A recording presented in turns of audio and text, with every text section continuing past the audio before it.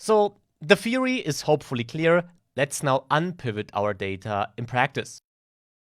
In our project, we have a structure where we have the population data for different countries, for different years, for different age groups, and for different genders.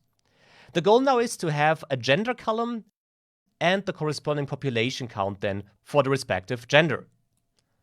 Now, to apply this unpivot logic in our case, we have to go to the transform ribbon, and there we can find the pivot option right here, or the unpivot option right there.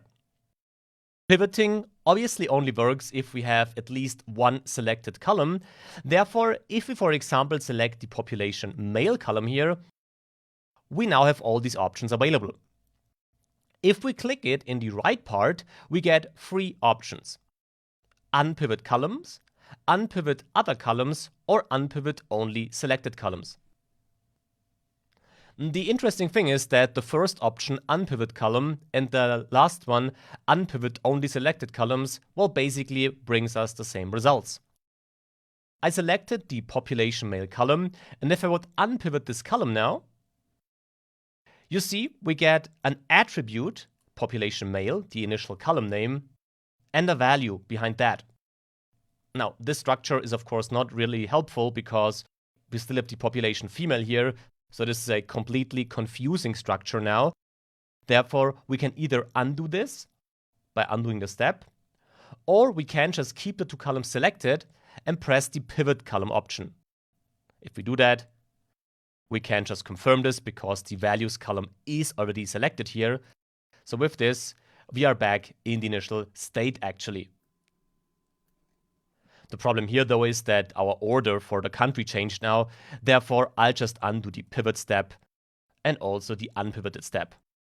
So with this, we have our initial order back, and we also have the initial structure back. If you would do the same thing, by the way, with the unpivot only selected columns option, it basically brings us to the same results. So for this example here, both of these options are exactly equal. So let's undo this. Now our goal is to unpivot the population male and the population female columns. Therefore, we select both of these columns now, go to the unpivot columns option and select unpivot columns. When doing that, we see that we now achieved our goal. We now have an attribute value pair, attribute with our genders, the values with the corresponding population count, and if we have a look at our other data, we see that instead of having the country once only, we now have two entries for the country for each individual year, for each individual age group. This makes sense because now we have data for each of these entries for the male and the female population. We can now scroll to the right actually and rename this attribute column to gender and rename the value column to population. Like this.